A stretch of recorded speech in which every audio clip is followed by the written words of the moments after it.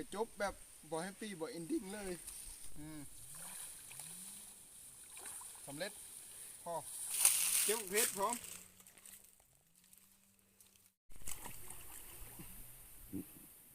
นุ่งเอามานี่กราบสบายดีพี่น้องวันนี้ก็เข้ามาหาปลามีหม้อหนังนึงอุปกรณ์มีติดรถใช้นึงพูดราคา2,000 กีบเดี๋ยวให้สภาพพี่น้องมากางหม้อก่อนมาหน่อยไหมยังมากางหม้อก่อนได้จำนวนเลยยุด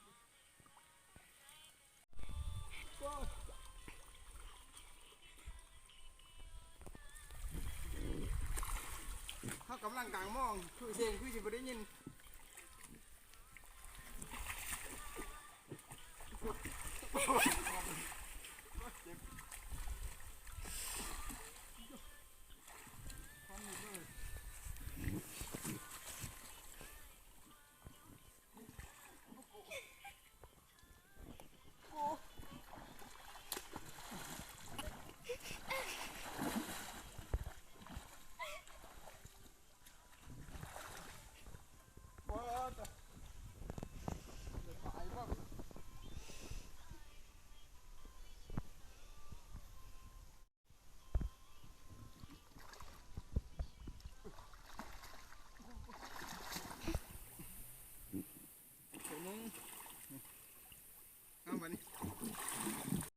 เอาเราทาให้ป่าที่มองเพื่อนก็มากิน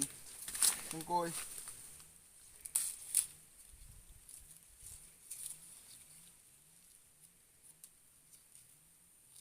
ยังเป็นตัวโดงยอจี้กินได้พูดที่ย่าน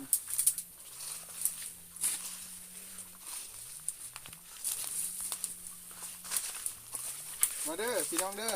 เอามังโกยเอามังโกยมังโกยเอามืออ้อมเฉวาย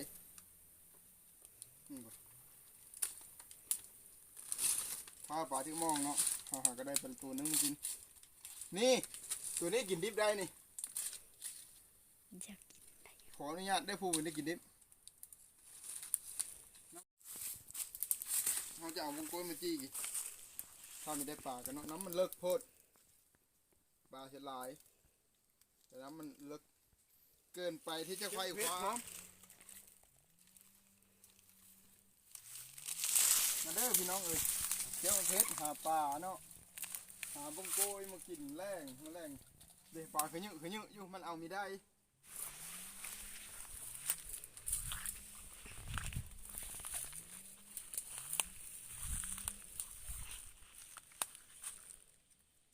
มาพี่น้องมาพี่น้องน้ำมาถ้าไม่ได้ปลาก็เอาพักบงมือแห่ไว้เนาะไปโทษผิดนี่คือพักบงธรรมชาติเด่นหรือว่าพักบงปลูกนะปลูกคือกันนั่นแหละแต่ปลูกเสน้ำเนาะพอดีมาเด้อพี่น้องผู้ใดว่างก็มาเก็บผักบง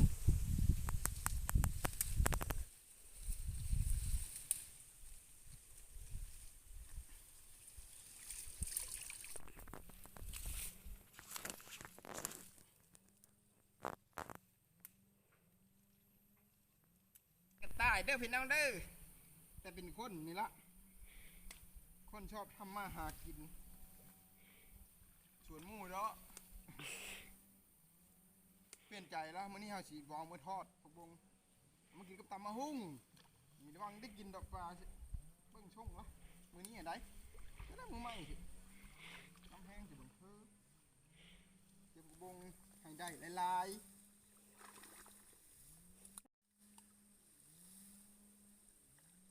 ขอบใจเด้อมือกองที่หน่วยสถานที่ถ่ายทำในวันนี้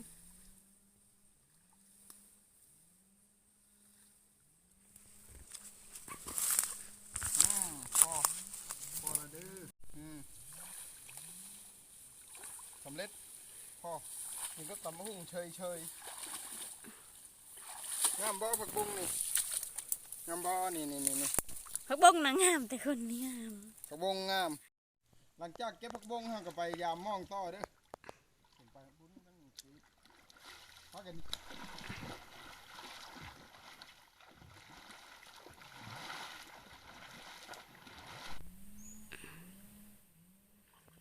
ิธียามมองกันเบิ้ง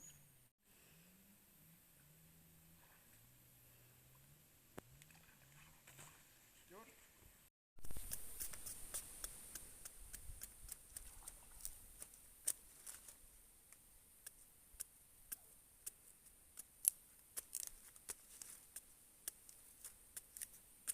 เดี๋ยวเด้อ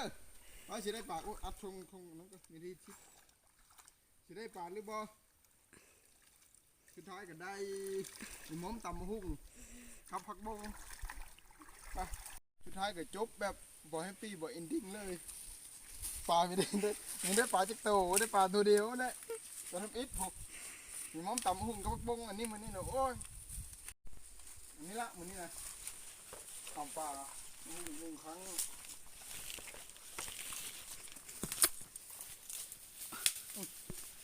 เจอหน่อยเลย